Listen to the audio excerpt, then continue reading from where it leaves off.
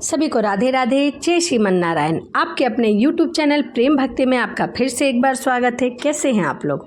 आशा करती हूँ कि श्री हरि की कृपा आप सभी पर बनी रहे, आप सभी स्वस्थ हो, अच्छे हो। इसी के साथ आज हम सुनेंगे विजया एकादशी व्रत की कथा। तो आइए मन में श्री हरि और माता लक्ष्मी का ध्यान करते हुए कथा को सुनते हैं। धर्मराज युधिष्ठिर बोले, हे जनार्दन, फागुन मास के कृष्ण पक्ष की एकादशी का क्या नाम है तथा उसकी विधि क्या है, कृपया आप मुझे बताइए। श्री भगवान बोले, हे राजन, फागुन मास के कृष्ण पक्ष की एकादशी का नाम विजया एकादशी है। इसके व्रत के प्रभाव से मनुष्य को विजय की प्राप्ति होती है। यह सब व्रतों से उत्तम व्रत है। इस विजया एकादशी के महात्म के श्रवण और पठन यानी कि पढ़ने और सुनने से समस्त पाप नष्ट हो जाते हैं। एक समय देवर्षि नारद ने जगत पिता ब्रह्मा जी से कहा, महाराज, आप मुझसे फागुन मास के कृष्ण पक्ष की एकादशी का विधान कहिए। ब्रह्मा जी कहने लगे कि हे नारद, विजया एकादशी का व्रत पुराने तथा नए पापों को नाश करने वाला है। इस विजया एकादशी की विधि मैंने आज तक किसी से नहीं कही है। यह समस्त मनुष्य को विजय प्रदान करती है। त्रेता युग में मर्यादा पुरुषोत्तम श्री रामचंद्र जी जब 14 वर्ष का वनवास को पूरा करके लक्ष्मण तथा सीता जी सहित पंचवटी में निवास करने लगे, वहां पर दुष्ट रावण ने जब माता सीता जी का हरण किया, तब इस समाचार से श्री रामचंद्र जी तथा लक्ष्मण जी अत्यंत व्याकुल हुए और सीता जी की खोज में चल दिए। घूमते घूमते जब वे मरणासन जटायु के पास पहुँचे तो जटायु ने उन्हें सीता जी का वृतांत सुनाकर स्वर्गलोक चला गया। कुछ आगे जाकर उनकी मित्रता सुग्रीव से हुई और बाली का वध किया। हनुमान जी ने लंका में जाकर सीता जी का पता लगाया और उन्होंने श्री रामचंद्र जी और सुग्रीव की मित्रता का वर्णन किया। वहाँ से लौटकर हनुमान जी ने भगवान राम के पास आकर सब समाचार कहा। श्री रामचंद्र जी ने वानर सेना सहित सुग्रीव की संपत्ति से लंका को प्रस्थान किया और जब श्री रामचंद्र जी समुद्र मंथन के किनारे पहुँचे तब उन्होंने मगरमच्छ आदि से युक्त उस अगाध समुद्र को देखकर लक्ष्मण जी से कहा कि इस समुद्र को हम किस प्रकार से पार करेंगे। श्री लक्ष्मण जी ने कहा, हे भ्राता श्री, आप आदि पुरुष हैं, सब कुछ जानते हैं।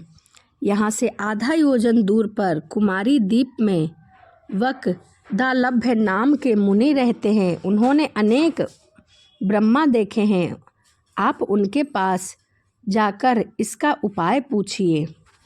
लक्ष्मण जी के इस प्रकार के वचन सुनकर श्री रामचंद्र जी वकदालभ्य ऋषि के पास गए और उनको प्रणाम करके बैठ गए। मुनि ने भी उनको मनुष्य रूप धारण किए हुए पुराण पुरुषोत्तम समझकर उनसे पूछा कि हे राम, आपका आना कैसे हुआ। रामचंद्र जी कहने लगे कि हे ऋषि, मैं अपनी सेना सहित यहाँ आया हूँ और राक्षसों को जीतने के लिए लंका जा रहा हूँ। आप कृपया करके समुद्र पार करने का कोई उपाय बतलाइए, मैं इसी कारण आपके पास आया हूँ। ऋषि बोले कि हे राम, फागुन मास के कृष्ण पक्ष की एकादशी का उत्तम व्रत करने से निश्चय ही आपकी विजय होगी, साथ ही आप समुद्र भी अवश्य पार कर लेंगे। इस व्रत की विधि यह है कि 10वीं के दिन स्वर्ण, चांदी, तांबा या मिट्टी का एक घड़ा बनाएं। उस घड़े को जल से भरकर तथा 5 वल्लभ रख वेदिक पर स्थापित करें। उस घड़े के नीचे सतनजा और ऊपर जौ रखें। उस पर श्री नारायण भगवान की स्वर्ण की मूर्ति स्थापित करें। एकादशी के दिन स्नान आदि से निवृत्त होकर धूप, दीप, नवेद, नारियल आदि से भगवान नारायण और साथ ही माता लक्ष्मी की पूजा करें। इसके पश्चात घड़े के सामने बैठकर दिन व्यतीत करें और रात्रि को भी उसी प्रकार बैठे रहकर जागरण करें। भगवान श्री नारायण और माता लक्ष्मी के नाम का सुमिरन करें। द्वादशी के दिन नित्य नियम से निवृत्त होकर उस घड़े को ब्राह्मण को दे दें। हे राम, यदि तुम भी इस व्रत को सेनापति सहित करोगे तो तुम्हारी विजय अवश्य होगी। श्री रामचंद्र जी ने ऋषि के कहने के अनुसार इस व्रत को किया और इसके प्रभाव से दैत्यों पर विजय पाई।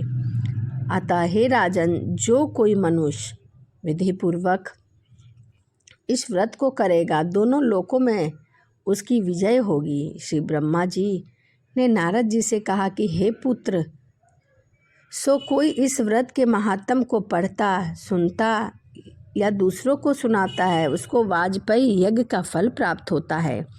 यह विजय एकादशी व्रत की कथा थी। वीडियो आपको कैसी लगी कमेंट में जय श्रीमन नारायण लिखना ना भूलें। तो चलिए इसी के साथ वीडियो को यहीं समाप्त करते हैं और आपसे मिलते हैं अगले वीडियो में। सभी को राधे राधे, जय श्रीमन नारायण, हरे कृष्णा।